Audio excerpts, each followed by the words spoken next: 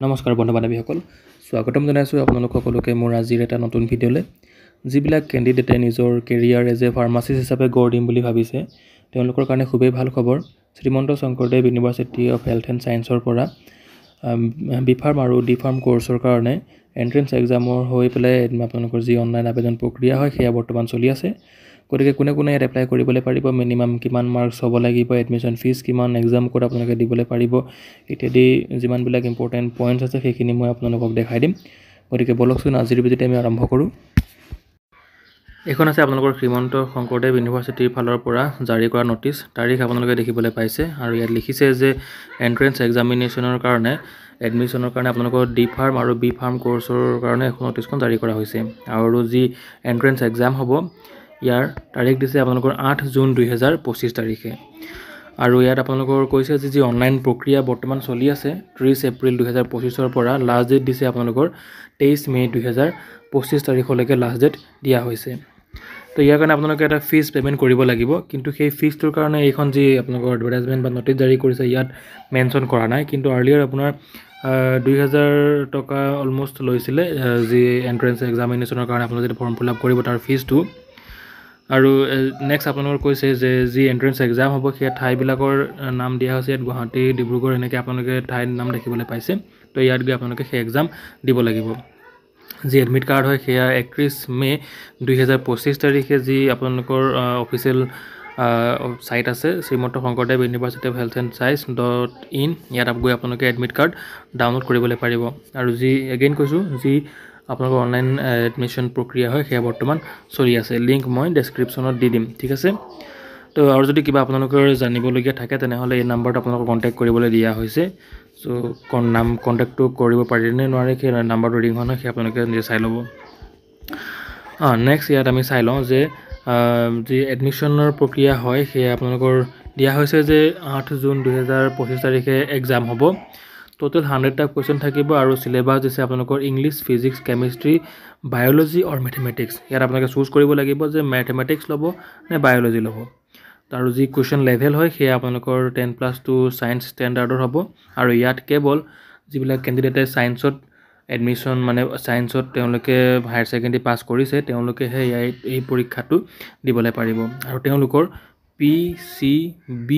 অৰ mathematics এইকেইটা subject তেওঁলোকৰ mandatory থাকিবই লাগিব আৰু যি আপোনালোকৰ মাৰ্কছৰ ডিষ্ট্ৰিবিউশ্যন আছে ৱেইটেজ আছে চ' 25-25-25কে আপোনালোকৰ ডিভাইড কৰি দিয়া হৈছে আৰু যিবিলাক কেণ্ডিডেটে মেৰিট বেচিছতহে ইয়াত তেওঁলোকক চিলেকশ্যন কৰা হ'ব ঠিক আছে ইয়াত আপোনালোকে যে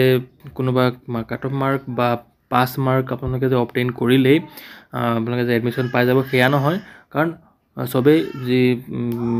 যোনে চবতকৈ বেছি মাৰ্কছ লাভ কৰিব তেওঁলোককহে প্ৰিফাৰেঞ্চ দিয়া হ'ব আৰু কোনোবা কেণ্ডিডেটে যদি ছেম মাৰ্কছ বোলে পাইছে তেনে ক্ষেত্ৰত তেওঁলোকে কৈছে যে যিবিলাক কেণ্ডিডেটৰ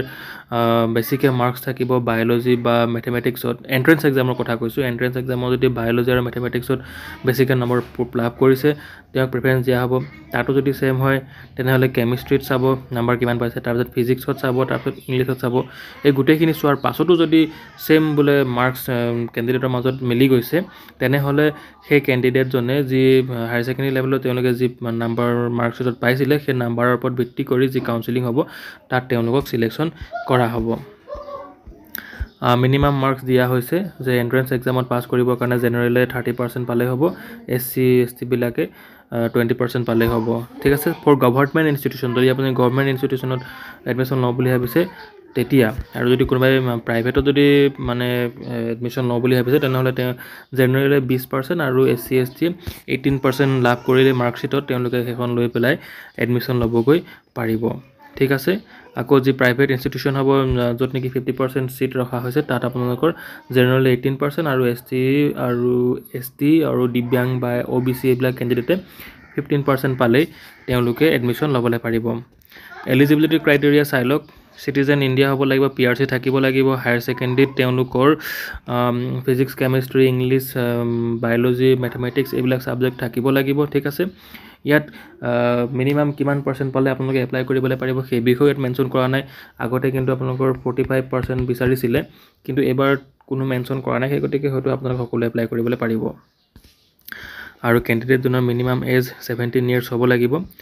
চিট ৰিজাৰ্ভেশ্যন ST ST এইবিলাকৰ কাৰণে মানে যি নৰ্মছ হয় গভৰ্ণমেণ্ট নৰ্মছ সেইমতে ৰখা হৈছে।